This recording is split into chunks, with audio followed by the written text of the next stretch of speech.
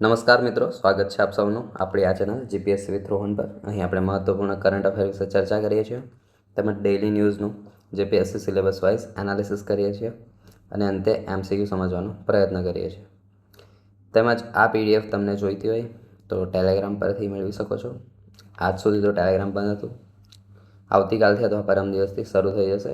આ નંબર પર તમે મેસેજ કરી શકો છો અને ટેલિગ્રામ ગ્રુપમાં જોડાઈ શકો છો. હાલમાં પીડીએફ ફ્રી છે. તો આ જ રીતે તમારી તૈયારીને વધુ મજબૂત બનાવવા ડેઇલી કરંટ અફેર જોતા રહો, ચેનલ સબસ્ક્રાઈબ કરી દો.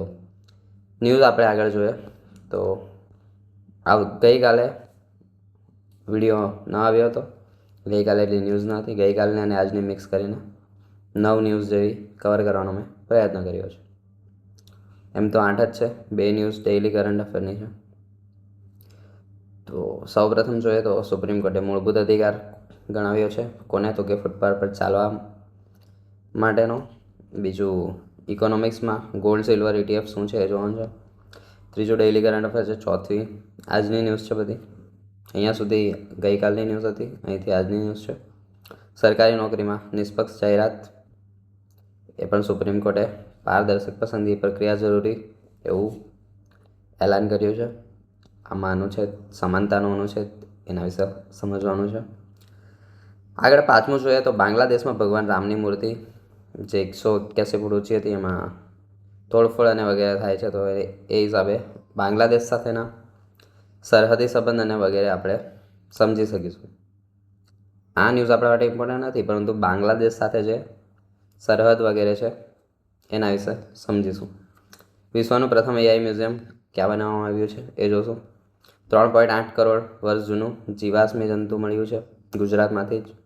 તો એ પણ ન્યૂઝ વધારે ઇમ્પોર્ટન્ટ છે. આ ખાસ જોવાનો પ્રયત્ન કરજો. વિડીયો અંત સુધી જોવાનો પ્રયત્ન કરજો. ઈમુ પક્ષી, એના વિશે પણ માહિતી છે. અને અંતે દિલ્હી પટના બુલેટ ટ્રેન. ત્યારબાદ MCQ સોલ્વ કરીશું. તો પહેલી ન્યૂઝ જોઈએ. સમાચાર: સુપ્રીમ કોર્ટે કહ્યું કે ફૂટપાથ પર ચાલવું નાગરિકોનો મૂળભૂત અધિકાર છે. તો જીપીએસસી અંતર્ગત આપણે મુદ્દા જોઈએ તો ભારતીય રાજ્ય વ્યવસ્થા એટલે કે પોલિટીમાંથી ક્વેશ્ચન બની શકે છે. સુપ્રીમ કોર્ટે ફૂટપાથ પર ચાલવા નાગરિકને ફંડામેન્ટલ રાઇટ મૂળભૂત અધિકાર જાહેર કર્યો છે. આ મૂળભૂત અધિકાર કયો છે? તો અનુચ્છેદ 21નો જીવન અને વ્યક્તિગત સ્વતંત્રતા અધિકાર હેઠળ સુરક્ષિત અને સલામત અવરજવરનો પણ આપણને હક છે. કેન્દ્ર સરકારને પદયાત્રીઓના અધિકારોના રક્ષણ માટે કાયદા અંગે વિચારવા સૂચન કર્યું છે. એટલે આ સૂચન શેના માટે છે? તો રસ્તા બને છે, માત્ર રસ્તા બનાવીને કામકાજ પૂરું થઈ જાય છે. આજુબાજુ જે ચાલવાની જગ્યા હોય છે એનો વિકાસ કરવામાં આવતો નથી. તો શાસન વ્યવસ્થાને કોર્ટનો એવું નિર્દેશ છે કે શહેરો, નગરપાલિકા અને પંચાયતોમાં ફૂટપાથનું નિર્માણ સુનિશ્ચિત થાય. શહેરી આયોજનમાં પદયાત્રીઓની સુરક્ષાને પ્રાથમિકતા આપવી જોઈએ. કારણ કે પદયાત્રી પણ ચાલે છે તો એ લોકોનો બી મૂળભૂત અધિકાર છે. કઈ રસ્તાઓ બને છે એ માત્ર વાહનો માટે નથી. રોડ ડિઝાઇન માત્ર વાહન એ જ કહેવામાં આવ્યું છે, વાહનો માટે નથી, પરંતુ પદયાત્રીઓ માટે પણ હોવી જોઈએ. સોશિયલ જસ્ટિસ શું મળશે આમાં? તો ફૂટપાથના અભાવે ગરીબ, વૃદ્ધ, બાળકો અને દિવ્યાંગોને વધુ મુશ્કેલી પડે છે. સુરક્ષિત જાહેરાત સ્થળો નાગરિકોના જીવનની ગુણવત્તા વધારે છે. વૃદ્ધોને અને બાળકોને ખાસ કરીને ન્યાય મળી રહેશે. તેમજ જે ગરીબ વ્યક્તિ છે, જેઓ પાસે વાહન નથી, એ લોકો મોટે ભાગે આ રીતના જ ચાલતા દેખાય છે. તો ઘણી જગ્યાએ રસ્તા નાના હોય છે, ખાસ કરીને પંચાયતોમાં અને નગરપાલિકા સિટીઓમાં ગલી ખૂબ નાની હોય છે, જ્યાં ચાલવાની જગ્યા હોતી નથી. તો તેમાં એ લોકોને ફાયદો મળી શકે છે. નાગરિકોના જીવનની ગુણવત્તા પણ સુધરશે. ફૂટપાથ તો લોકો ચાલવાનું પણ પસંદ કરશે અને વાહનો પર ડિપેન્ડન્સી ઓછી પણ થઈ શકે છે. તો ગુણવત્તા સુધરી શકે છે. માર્ગ સુરક્ષા: માર્ગ પરિવહન મંત્રાલયના આંકડા મુજબ જોઈએ તો 2019-23માં 1.5 લાખ પદયાત્રી માર્ગ અકસ્માતમાં મૃત્યુ પામ્યા છે, જે સરેરાશ દર વર્ષે લગભગ 30,000 લોકો રસ્તા પર ચાલતા વખતે અકસ્માતનો ભોગ બને છે.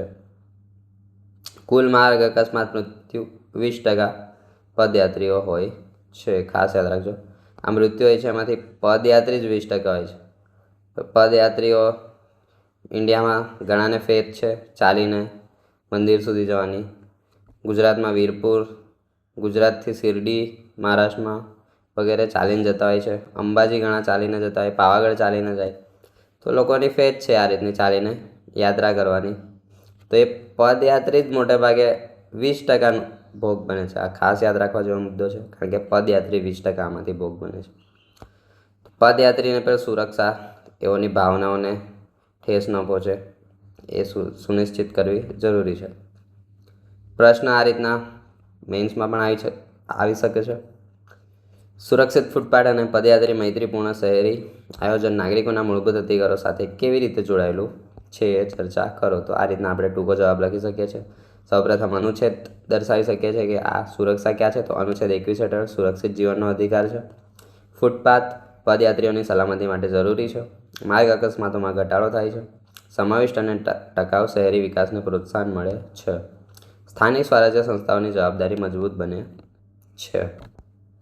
આ રીતના ન્યૂઝ હતી, તમે ક્લિપ જોઈ શકો છો. આ પીડીએફ ખાસ ઇમ્પોર્ટન્ટ મિત્રો પીડીએફ જ છે, કારણ કે અંતે તમારે રિવિઝન કરવું હોય તો પીડીએફ નોટ્સમાંથી ઝડપથી કરી શકો છો. પીડીએફ તમને મળી જશે ટેલિગ્રામ ગ્રુપમાં, જે 9106982821 પર મેસેજ કરી મેળવી શકો છો. ગ્રુપમાં જોઈન થઈ શકો છો અને લાઈફ ટાઈમ પીડીએફ મેળવી શકો છો. હાલમાં ફ્રી છે, તો ઝડપથી જોડવાનો પ્રયત્ન કરજો. આગળ ઇકોનોમિક્સના પર્સપેક્ટિવથી ન્યૂઝ જોઈએ તો ગોલ્ડ સિલ્વર ઇટીએફની કિંમત હવે વૈશ્વિક બજારના આધારે નક્કી થશે. નવું માળખું 1 સપ્ટેમ્બરથી અમલમાં. જીપીએસસીના મુદ્દા શું છે મહત્વના, તો ઇકોનોમી અને ફાઇનાન્શિયલી માર્કેટ. સેબી દ્વારા ગોલ્ડ અને સિલ્વર ઇટીએફ માટે નવું ટ્રેડિંગ ફ્રેમવર્ક જાહેર થયું છે.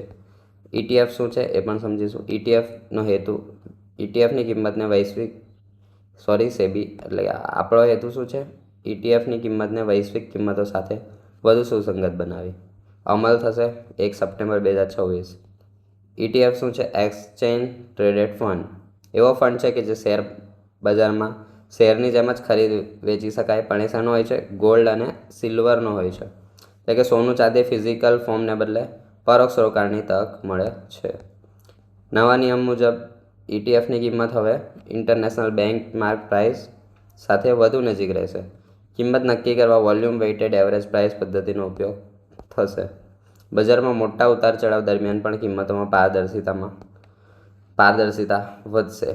આમાં રોકાણકારોનો લાભ શું છે, તો ઇટીએફમાં લિક્વિડિટી તરલતા વધે, પ્રાઇસ ડિસ્કવરી, યોગ્ય ભાવ નક્કી થવાની પ્રક્રિયા વધુ સારી બનશે. આંતરરાષ્ટ્રીય બજારમાં ભારતીય ઇટીએફની કિંમત વચ્ચેનો તફાવત ઘટશે અને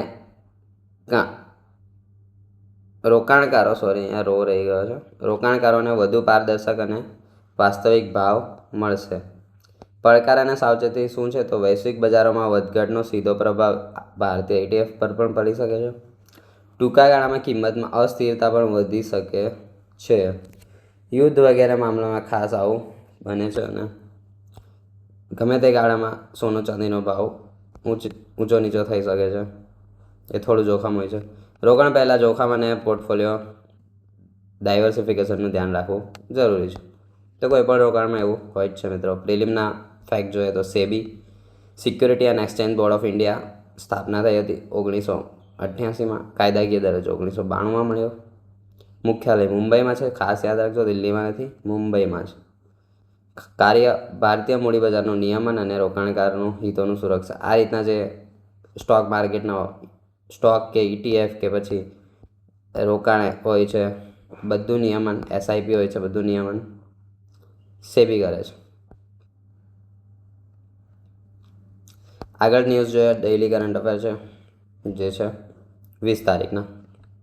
આજે 21 જૂન છે, વિશ્વ યોગ દિવસ. તો અહીંથી તમે શોર્ટ પોઈન્ટ જોઈ શકો છો. સ્મૃતિ મંદાના વિશે છે. સૌથી વધારે ચોગ્ગા મારનાર પ્રથમ ક્રિકેટર. અન્ય અર્થતંત્રને લક્ષીને છે, સભ્યપદને લક્ષીને છે. આ તમે ટૂંકમાં જોઈ શકો છો. શબ્દ પણ છે બોન ચેલેન્જ. એ વિશ્વની ક્ષતિગ્રસ્ત ઉજ્જડ અને જંગલો કાપી નાખેલી જમીનને પાછી મેળવવા માટેનું એક વૈશ્વિક અભિયાન છે, બોન ચેલેન્જ. પીડીએફમાંથી તમે સરળતાથી વાંચી શકો છો. આગળને સમાચાર જોઈએ તો સરકારી નોકરીમાં નિષ્પક્ષ જાહેરાત, પારદર્શક પસંદગી પ્રક્રિયા જરૂરી. સુપ્રીમ કોર્ટે આવું કહ્યું છે. તો નિષ્પક્ષ જાહેરાત, આ અધિકાર સમાનતાનો અધિકાર શેમાં છે? મૂળભૂત અધિકારમાં અનુચ્છેદ 14 કાયદા સમક્ષ સમાનતા અને કાયદાનું સમાન રક્ષણ. કાયદા સમક્ષ સમાનતા એ નેગેટિવ પોઈન્ટ છે અને કાયદાનું સમાન રક્ષણ એ પોઝિટિવ પોઈન્ટ છે. આ ઇંગ્લેન્ડમાંથી લેવામાં આવ્યો છે, આ અમેરિકામાંથી લેવામાં આવ્યો છે. આ ક્વેશ્ચન ઘણીવાર આવી ચૂકે છે, તો તમે ખાસ યાદ રાખજો. શું? આ નેગેટિવ પોઈન્ટ, હા પોઝિટિવ પોઈન્ટ. અનુચ્છેદ 16 એ સરકારી નોકરીમાં સમાન તક વિશે છે. કાયદા સમક્ષ સમાનતા નેગેટિવ પોઈન્ટ કેમ થશે? અહીં અમીર ગરીબ સૌ સમાન થશે, તો ઘણીવાર ગરીબોને આમાં તકલીફ પણ એ કરવી પડે છે, થોડો નેગેટિવ પોઈન્ટ જાય છે. અને ઘણીવાર શ્રીમંતોએ અમુક સમાનતા માટે તકલીફ એ કરવી પડે છે. કાયદાનું સમાન રક્ષણ એ પોઝિટિવ પોઈન્ટ છે, કારણ કે આ અનુચ્છેદથી કાયદાનું રક્ષણ થાય છે, તો એ એક પોઝિટિવ પોઈન્ટ જ થવાનો. અને અમેરિકામાંથી લેવાયો છે, ખાસ યાદ રાખજો. અને આ ઇંગ્લેન્ડમાંથી લેવાયો છે. આપણને આ ઇમ્પોર્ટન્ટ છે. અનુચ્છેદ 16 સરકારી નોકરીમાં સમાન તક. અનુચ્છેદ 14થી 18માં સમાનતાના જ અધિકાર છે, તો 14થી 18માં 16 પણ આવી જાય છે. 16માં છે સરકારી નોકરીમાં સમાનતા. અનુચ્છેદ 17 અને 18 શેના છે? કોમેન્ટમાં જણાવવાનો પ્રયત્ન કરજો. સરકારી ભરતી અંગે સુપ્રીમ કોર્ટના સિદ્ધાંતો. તો ભરતી પ્રક્રિયા પારદર્શક બનાવવી જોઈએ, ટ્રાન્સપરન્સી જરૂરી છે, મેરિટ આધારિત પસંદગી થવી જોઈએ, તમામ પાત્ર ઉમેદવારને સમાન તક મળવી જોઈએ, મનસ્વી ભરતી બંધારણ વિરુદ્ધ ગણાય છે. આર્બિટરી ભરતી એટલે કે માત્ર માનવીની ઓળખથી એને લઈ લેવા એ કાયદાની વિરુદ્ધ છે. જીપીએસસી માટે મહત્ત્વની લાઇન અથવા મહત્ત્વના વન લાઇનર જોઈએ તો આર્ટિકલ 16 એટલે કે અનુચ્છેદ 16 એ અનુચ્છેદ 14નું વિશિષ્ટ સ્વરૂપ છે. મેં કીધું એમ 14થી 18માં સમાનતાના અધિકાર છે, તો 14માંથી જ આ સમાનતાના અધિકાર છે, તો એનું સ્વરૂપ 16 છે. આ રીતે પણ એમ સ્ટેટમેન્ટ બેઝ આવી શકે છે. જાહેર રોજગારમાં સમાન તક આપવી રાજ્યની બંધારણીય ફરજ છે. ભરતીમાં પારદર્શિતા ન હોય તો તે આર્ટિકલ 14 અને 16નું ઉલ્લંઘન થશે, બંનેનું ઉલ્લંઘન થશે. મહત્ત્વના કેસ આમાં જોઈએ, કેસ ખાસ પૂછાય છે મિત્રો. Renu versus district and session જજ 2014. ભરતી જાહેરાતમાં પદોની સંખ્યા, આરક્ષણ લાયકાત અને પસંદગી પ્રક્રિયા સ્પષ્ટ હોવી જરૂરી છે. ટૂંકમાં આ બે કેસ સરકારી ભરતી માટે અનુચ્છેદ 16ને લગતા છે, એટલું પણ આપણે યાદ રાખી શકીએ છીએ. રેનુ અને અમૃત યાદવ વર્સિસ ઝારખંડ અને Renu versus district and session જજ.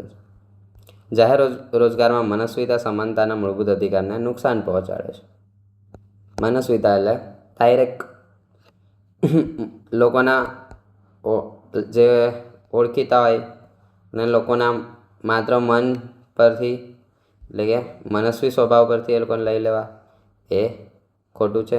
મેરિટ બેઝ પ્રક્રિયા પરીક્ષા કરવી જરૂરી છે, એવું જે અમૃત યાદવ કેસમાં કહેવામાં આવ્યું છે. ખાસ બે કેસ યાદ રાખવા જરૂરી છે. આગળ જોઈએ સમાચાર તો બાંગ્લાદેશમાં ભગવાન રામની 81 ફૂટ ઊંચી પ્રતિમા પર હુમલો અને તોડફોડની ઘટના. એ આપણા માટે એટલું ઇમ્પોર્ટન્ટ નથી, કારણ કે હુમલા તોડફોડની ઘટના વગેરે વિશે માહિતી પૂછાતું નથી. આ ઘટના વિરુદ્ધમાં હિન્દુ સંગઠનો દ્વારા પણ દેશવ્યાપી પ્રદર્શન થયું છે, એ બધું ન્યૂઝમાં હતું. હિન્દુ, બૌદ્ધ અને ખ્રિસ્તી સંગઠનો લઘુમતી સમુદાયની સુરક્ષા માટે માંગણી છે.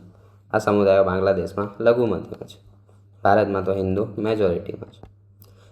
આપણે જોવાનું છે આ મેઇન ભારત બાંગ્લાદેશ સંબંધ માટે અગત્યના મુદ્દા. તો સરહદ જોઈએ, ભારત બાંગ્લાદેશ વચ્ચે આશરે 40-96 કિલોમીટરની લાંબી સરહદ છે, જે સૌથી લાંબી છે ભારતની કોઈ દેશ સાથેની સરહદ હોય તો. આપણને ચીન સાથે લાંબી લાગી શકે છે, પરંતુ બાંગ્લાદેશ સાથે આ રીતના ઘણી લાંબી સરહદ છે. આ રીતના આખો ગોળ ગોળ તો નહીં પણ સી જેવો બને છે, તે માટે ખૂબ જ લાંબી સરહદ બને છે. ભલે મેપમાં એટલી લાંબી દેખાતી ન હોય. તો આ ક્વેશ્ચન ઘણીવાર પૂછાઈ જાય છે. બાંગ્લાદેશ સાથે સરહદ ધરાવતા 5 ભારતીય રાજ્યો છે: વેસ્ટ બંગાળ, આસામ, મેઘાલય, ત્રિપુરા અને મિઝોરમ. 4096 મિત્રો કોઈકનો વર્ગ છે અથવા તો ઘન છે, એ રીતના તમે યાદ રાખી શકો છો. મને યાદ હતો પરંતુ હાલ ભૂલાઈ ગયો છે. એ આપણો ટોપિક નથી, આ તો ખાલી યાદ રાખવા માટે હું ટ્રીક જણાવું છું. મેં આ રીતે યાદ રાખ્યું છે. બાંગ્લાદેશ સાથે સરહદ ધરાવતા 5 ભારતીય રાજ્યો જોઈએ તો પશ્ચિમ બંગાળ, આસામ. સૌથી પહેલાં અહીંયા પશ્ચિમ બંગાળ, માફ કરજો મિત્રો થોડું. સૌપ્રથમ અહીંયા પશ્ચિમ બંગાળ છે, ત્યારબાદ પશ્ચિમ બંગાળ અહીંયા સુધી છે નામ, પછી અહીંથી આસામ જોડાઈ જાય છે, અહીંયા મેઘાલય છે, આટલામાં અહીંયા ત્રિપુરા છે અને મિઝોરમ પર થોડું આ રીતના બાઉન્ડ્રી બનાવે છે. આ રીતના 1 2 3 4 5 રાજ્યો છે. નદી સંબંધિત બોર્ડર જોઈએ તો ભારત બાંગ્લાદેશ વચ્ચે 54 આંતરરાષ્ટ્રીય નદી હોય છે. ખાસ યાદ રાખજો, નાની મોટી 54, પણ મુખ્ય નદી જોઈએ તો ગંગા, બ્રહ્મપુત્ર અને તીસ્તા.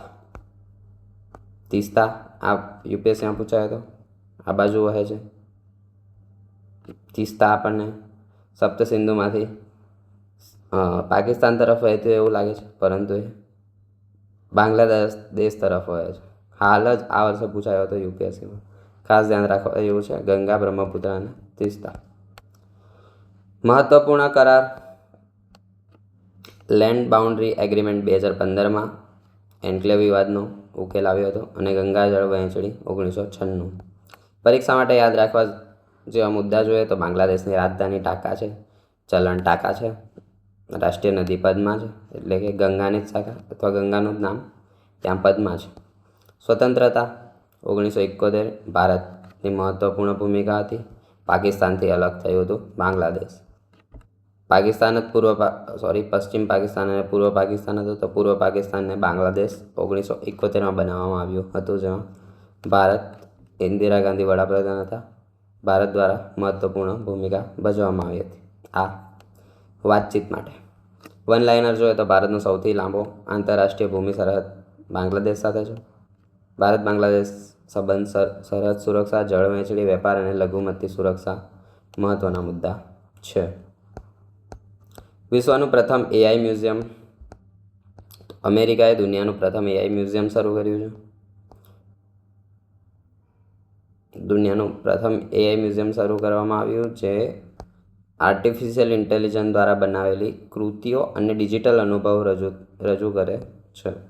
મુલાકાતીઓને 360 ઇમર્સિવ અનુભવ. આ તમે જોઈ શકો છો, અહીં મુલાકાતીઓ છે. 360 એટલે કે ચારે તરફ, ચારે નહીં 8 દિશામાં, ઉપર નીચે આગળ પાછળ ક્રોસ 360 ઇમર્સિવ અનુભવ મળે છે. બધી વાતથી મ્યુઝિયમમાં જોઈ શકો છો. એઆઈ, ડિજિટલ આર્ટ અને ટેકનોલોજીના સંયોજનને પ્રોત્સાહન આપવાનો મુખ્ય હેતુ છે. અહીંથી તમે વન લાઇનર પણ જોઈ શકો છો. આ ખાસ ઇમ્પોર્ટન્ટ ન્યૂઝ છે મિત્રો.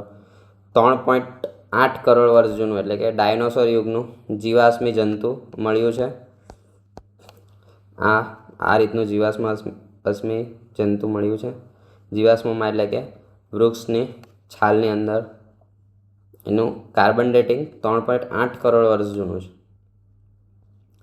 સમાચાર જોઈએ તો ભારત જર્મનીના વૈજ્ઞાનિકોએ 3.8 કરોડ વર્ષ જૂનો એમ્બર એટલે કે વૃક્ષનો જીવાશ્મીમાંથી એક નવા જંતુની શોધ કરી છે. જંતુનું નામ શું છે પૂછાઈ શકે છે. કેમ્પ્ટોટેલિયા પેટ્રા. પેટ્રા એટલે કે પાત્ર, પાનનો સંસ્કૃત શબ્દ પાત્ર પરથી પેટ્રા નામ આપવામાં આવ્યું છે અને કેમ્પ્ટોટેલિયા પેટ્રા રાખવામાં આવ્યું છે. નામકરણ માટે સંસ્કૃત શબ્દ પત્ર, પાંદડું પરથી પ્રેરણા લેવામાં આવી છે. પેટ્રા. જીવાશ્મ ગુજરાતના કચ્છના લખપત તાલુકાના ઉમસર લિગ્નાઇટ ખાણમાંથી મળ્યું છે. ખાસ યાદ રાખજો, કચ્છ, લખપત તાલુકો, લિગ્નાઇટ ખાણમાંથી, ઉમસર લિગ્નાઇટ ખાણ વિસ્તારમાંથી પીળા ભૂખરા એમ્બરમાંથી મળ્યું છે. રંગ તો એટલો ઇમ્પોર્ટન્ટ ના હોય પરંતુ યાદ રાખી શકો છો. પીળા ભૂખરા એમ્બર માંથી મળ્યું છે. એમ્બર શું છે એ જોઈએ તો વૃક્ષના રેઝિનનું એટલે છાલનું કરોડો વર્ષમાં બનેલું જીવાશ્મ એટલે એમ્બર. એમ્બરમાં ફસાયેલ આ જીવજંતુઓ ફસાયેલા હોય છે. તો આ પણ એક ફસાયેલો જીવજંતુનો અવશેષ છે, પણ એ પ્રાચીન જીવસૃષ્ટિ વિશે માહિતી આપશે. ત્યારના વાતાવરણ વિશે પણ માહિતી મળી શકે છે આમાં. એટલે કે આ રીતના ઘણા જીવજંતુ ફસાયેલા હોય છે, પરંતુ આ જંતુ 3.8 કરોડ વર્ષથી ફસાયેલું હતું. આ જંતુ હાઇમનોપ્ટેરા જૂથ એટલે કે મધમાખી, ભમરો અથવા કીડી વગેરે સાથે સંબંધિત છે. જંતુની લંબાઈ માત્ર 1.1 મિલીમીટર હતી. શોધથી ઇયોસીન યુગની માહિતી મળશે. પ્રાચીન ભૂતકાળના યુગના નામ આપેલા છે, સ્ટોન યુગ વગેરે. તો આ એક ઇયોસીન યુગ, ડાયનોસોર કાળનો યુગ, જે જૈવ વિવિધતા અંગેની માહિતી ત્યારની મળશે. એમ્બર એ વૃક્ષના રેઝિનનું જીવાશ્મ સ્વરૂપ છે. ગુજરાતના તળકેશ્વર વિસ્તાર લગભગ લખપતમાં પડે છે, અથવા કદાચ ખોટું પણ હોઈ શકે, ભૂલમાં લખાઈ ગયું છે મિત્રો. એ આપણે કન્ફર્મ કરી લઈશું પછીથી. એનું આ નામ યાદ રાખજો, કેમ્પ્ટોટેલિયા પાત્રા નામનું સંસ્કૃત શબ્દ પત્ર પરથી રાખવામાં આવ્યું છે. જંતુનું કદ યાદ રાખવા જેવું છે, 1.1 મીમી ને 3.8 કરોડ વર્ષ જૂનું છે. ક્યાંથી મળ્યો છે એમાં આ જ યાદ રાખજો તમે, કચ્છના લખપત તાલુકાના ઉમસર લિગ્નાઇટ ખાણ વિસ્તારમાં. આગળ ઈમુ પક્ષી વિશે જોઈએ તો ઈમુમાં માદા ઈંડા મૂકે છે, જ્યારે નર ઈમુ 56 દિવસ સુધી ઈંડા સેવે છે. આજે ફાધર્સ ડે પણ છે, તો ફાધર્સ ડે પર આ ન્યૂઝ હતી. તો ઈમુ વિશે પૂછી શકાય છે, વૈજ્ઞાનિક નામ વગેરે. અને એમાં ફાધર ઈંડા સેવે છે, તે પહેલાં 56 દિવસ સુધી માદા ઈંડા મૂકીને છટકી જાય છે. ઈંડા સેવાના સમયગાળા દરમિયાન નર ઈમુ ખોરાક અને પાણી ખૂબ ઓછું લે છે. નર ઈમુ બચ્ચા બહાર આવે ત્યાં સુધી રક્ષણ અને સંભાળની જવાબદારી નિભાવે છે. ઈમુ વિશ્વનું સૌથી મોટું જીવંત પક્ષી છે. પ્રથમ શાહમૃગ ઓસ્ટ્રિચ છે, અને ઓસ્ટ્રિચ જેવું જ પણ આ દેખાય છે, પરંતુ એનાથી થોડી હાઇટ ઓછી હોય છે અને અન્ય લક્ષણ થોડા ઓછા હોય છે. ઈમુનું મૂળ સ્થાન ઓસ્ટ્રેલિયા છે, ખાસ યાદ રાખજો. ભારત કે અમેરિકા વગેરે નથી, ઓસ્ટ્રેલિયા છે. ઈમુ ઉડી શકતું નથી, એટલે તે ફ્લાઇટલેસ બર્ડ કહેવામાં આવે છે. ઈમુના ઈંડાનો રંગ સામાન્ય રીતે ઘેરો લીલો, અહીં તમે જોઈ શકો છો, ઘેરો લીલો હોય છે. અને શાહમૃગની બીજી વિશેષતા એ છે કે એના ઈંડા આનાથી પણ મોટા હોય છે, અને સૌથી મોટા ઈંડા શાહમૃગના હોય છે પક્ષીઓમાં. એક માદા ઈમુ એક સિઝનમાં અંદાજે 10 થી 50 ઈંડા મૂકે છે, એટલું ઇમ્પોર્ટન્ટ નથી. ઈમુના ઈંડાનું વજન છે 400 થી 700 ગ્રામ. ઈમુના બચ્ચાના શરીર પર કાળા સફેદ પટ્ટા જોવા મળે છે. તેમને છદ્માવરણ એટલે કે કેમોફ્લેગ આપે છે. અહીં તમે વન લાઇનર જોઈ શકો છો. વૈજ્ઞાનિક નામ ખાસ યાદ રાખજો, ડ્રોમેઇસ નોવે હોલેન્ડાઈ. ડ્રોમેઇસ નોવે હોલેન્ડાઈ એ ઈમુનું વૈજ્ઞાનિક નામ છે. મૂળ સ્થાન ઓસ્ટ્રેલિયા છે. ઈંડાની જવાબદારી નર ઈમુ કરે છે. Delhi Patna bullet train corridor. Bullet train અમદાવાદથી મુંબઈ લગભગ રેડી થઈ ગઈ છે. આવતા વર્ષ સુધીમાં તો ચાલુ થઈ જશે એવી શક્યતા છે. વડાપ્રધાન નરેન્દ્ર મોદીએ 7 હજી નવા બુલેટ ટ્રેન કોરિડોરની મંજૂરી આપી દીધી છે. તો 7 કોરિડોર કયા છે એ જોવાનું છે. એમાં દિલ્હી વારાણસી પટના કોરિડોરને મંજૂરી મળતા પટનાથી દિલ્હીનો પ્રવાસ 4 કલાક 11 મિનિટનો જ થઈ જશે. પટના એટલે ઘણું દૂર બિહારમાં છે, અહીં ને દિલ્હી અહીંયા છે. અહીંથી આટલું 4 જ કલાકમાં મુસાફરી કરી શકાશે. પ્રોજેક્ટ દ્વારા 16 લાખ કરોડ રૂપિયા કરતાં પણ વધુ રોકાણ થવાનો અંદાજ છે. દિલ્હી પટના રૂટને ભવિષ્યમાં સિલિગુડી સુધી વિસ્તૃત કરવાની યોજના છે. છેલ્લા 12 વર્ષમાં 2034 કિલોમીટર નવા રેલવે લાઇન બિછાવવામાં આવ્યા છે. રૂટ મુંબઈ પુણે 48 મિનિટમાં જ પહોંચી જવાશે. જવાશે. આ લગભગ અમદાવાદ મુંબઈને જ કનેક્ટ કરી દેવામાં આવશે. અન્ય બીજું ચેન્નાઈ બેંગ્લુરુમાં વિકસાવવાનું છે. 1 જ કલાકનો રૂટ બનશે. બેંગ્લુરુ હૈદરાબાદ 2 જ કલાકમાં, પુણે હૈદરાબાદ 2 જ કલાકમાં, અમદાવાદ મુંબઈ પણ 2 જ કલાકમાં છે. દિલ્હી લખનૌ 2 કલાક, દિલ્હી વારાણસી 3 કલાક 15 મિનિટ અને દિલ્હી સિલિગુડી 6 કલાક. સૌથી લાંબુ દિલ્હી સિલિગુડીનો છે 6 કલાક બુલેટ ટ્રેનમાં. આ એક યાદ રાખી શકો છો. બીજું 3 દિલ્હીના છે, લખનૌ એટલે કે લખનૌ સુધી, વારાણસી અને સિલિગુડી. મુંબઈ અમદાવાદ મુંબઈ એ તો છે જ. અન્ય 7માં મુંબઈ પુણે, બીજા બેંગ્લુરુ ચેન્નાઈ અને બેંગ્લુરુ હૈદરાબાદ એટલે કે કર્ણાટકથી આ સાઈડ, અને પુણે હૈદરાબાદ. મુંબઈ પુણેથી પુણે હૈદરાબાદ. આ રીતના 7 તમે યાદ રાખી શકો છો. 7 છે. થાલાપો રીઝન બધા માટે પ્રખ્યાત જ હશે. નવા બુલેટ ટ્રેન નેટવર્ક કુલ લંબાઈ 4000 કિલોમીટર રહેશે. માત્ર બુલેટ ટ્રેનનું નેટવર્કની વાત છે, એ જ 4000 કિલોમીટર થઈ જશે. MCQ આગળ જોઈએ. જવાબ આપવાના તમે કોમેન્ટમાં પ્રયત્ન કરજો. કઈ ગોલ્ડ ETF અંગે નિવેદન સાચું છે? નીચે પૈકી ગોલ્ડ ETF અંગે કયું નિવેદન સાચું છે? ગોલ્ડ ETF શેર બજારમાં ટ્રેડ થાય છે. રોકાણ કરવાથી ભૌતિક સોનું રાખવાની જરૂરી નથી. અને ગોલ્ડ ETFનું નિયમન સેબી કરે છે. તો કયા વિધાન સાચા છે? કોમેન્ટમાં જણાવજો. આના આન્સરની PDF તમને ટેલિગ્રામમાં જ મળશે, તો એ પણ તમે ત્યાંથી જોઈ શકો છો. સુપ્રીમ કોર્ટે ફૂટપાથ પર ચાલવાને મૂળભૂત અધિકાર સાથે જોડ્યો છે. માર્ગ અકસ્માત મૃત્યુ પામનારા પદયાત્રીઓ 20% હોય છે. તો કયા વિધાન સાચા છે? જણાવજો. ઈમુ પક્ષી અંગે જોઈએ તો ઈમુ ભારતનું મૂળ પક્ષી છે. ઈમુ વિશ્વનું બીજું સૌથી મોટું જીવંત પક્ષી છે અને ઈમુ ઉડી શકતું નથી. એમ્બર શું છે? તો જ્વાળામુખી ખડક છે, વૃક્ષના રેઝિનનું જીવાશ્મી સ્વરૂપ છે, ધાતુનો પ્રકાર છે કે દરિયાઈ શંખ છે. વિશ્વનું પ્રથમ AI મ્યુઝિયમ ક્યાં શરૂ કરવામાં આવ્યું? જાપાન, ચીન, અમેરિકા, જર્મની. આન્સર આપવાનો પ્રયત્ન કરજો. ભારત સાથે સૌથી લાંબી ભૂમિ સરહદ કયો દેશ ધરાવે છે? પાકિસ્તાન, ચીન, નેપાળ કે બાંગ્લાદેશ. સરકારી નોકરીમાં સમાન તકનો અધિકાર કયા અનુચ્છેદ હેઠળ આપવામાં આવ્યો છે? અનુચ્છેદ 14, 15, 16 કે 19.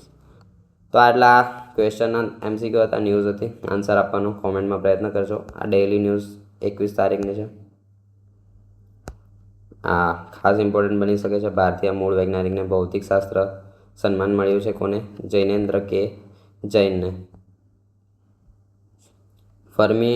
ફર્મિઓનની શોધ બદલ ભૌતિકશાસ્ત્રમાં પ્રતિષ્ઠિત વુલ્ફ પુરસ્કાર એનાયત થયો છે. ભૌતિકશાસ્ત્ર શ્રેણીમાં આ પ્રથમ ભારતીય મૂળને મળ્યો છે. જૈન યુનિવર્સિટી ઓફ પેન્સિલ્વેનિયામાં પ્રોફેસર છે. વુલ્ફ પુરસ્કારને નોબેલ પુરસ્કાર પછી સૌથી પ્રતિષ્ઠિત પુરસ્કાર માનવામાં આવે છે. તો ખાસ યાદ રાખજો. સુપ્રીમ કોર્ટનો ઐતિહાસિક ચુકાદો ચાલવાનો અધિકાર મૂળભૂત અધિકાર, જે મેં ગઈકાલની ન્યૂઝમાં કવર કર્યું, પરંતુ આજ વિડીયોમાં ન્યૂઝ છે અને આજે પણ ડેઇલી કરંટ અફેરમાં છે. UN નો અહેવાલ છે. મહત્વપૂર્ણ નિમણૂક છે. એસોસિએશન ફોર ડેમોક્રેટિક રિફોર્મ્સે મહિલા ચૂંટણી ઉમેદવારો પર એક અહેવાલ બહાર પાડ્યો છે. અને આજનો શબ્દ જોઈએ તો નોન રિફ્યુલમેન્ટ છે. આંતરરાષ્ટ્રીય શરણાર્થી કાયદાનો મુખ્ય સિદ્ધાંત છે નોન રિફ્યુલમેન્ટ. તે જણાવે છે કે કોઈપણ વ્યક્તિને બળજબરીથી એવા દેશમાં પરત મોકલી શકાતો નથી જ્યાં તેમના જીવન, સ્વતંત્ર અથવા સલામતીની જોખમ હોય છે. એટલે કે કોઈ શરણાર્થી જેમ કે બીજા દેશથી ભારતમાં આવે છે અને ભારત પાસે હેલ્પ માગે છે, તો ભારત એને નોન રિફ્યુલમેન્ટ પ્રમાણે એ દેશમાં તો નહીં જ મોકલી શકે જ્યાં ઓલરેડી કોન્ફ્લિક્ટ ચાલતા હોય, યુદ્ધ ચાલતા હોય, અથવા એને જે તકલીફ પડતી હોય એના લીધે આવ્યો હોય એ રીતના. બાજુના દેશમાં જવા, અન્ય કોઈ સેફ દેશમાં જવા કહી શકે છે, પરંતુ તે જ દેશમાં ન કહી શકે એ રીતનું નોન રિફ્યુલમેન્ટ શબ્દ છે. જીવન, સ્વતંત્રતા અને સલામતીને જોખમ હોય છે, તેથી આર્ટિકલ 21ને પણ થોડો અનુલક્ષીને શબ્દ છે. તો આ રીતના ન્યૂઝ તમે સમજી શકો છો. આઈ હોપ તમને ખ્યાલ આવ્યો હશે તમામ. વિડીયો ગમ્યો હોય તો લાઈક, જરૂર કરી દેજો અને તમારા ફ્રેન્ડ સર્કલમાં પણ શેર કરી દેજો. આવી જ મહત્ત્વપૂર્ણ ન્યૂઝ તમારે જોવી હોય રોજ તો ડેઈલી વિડીયો જોવાનો પ્રયત્ન કરજો. મળીએ. Have a nice day. Bye bye.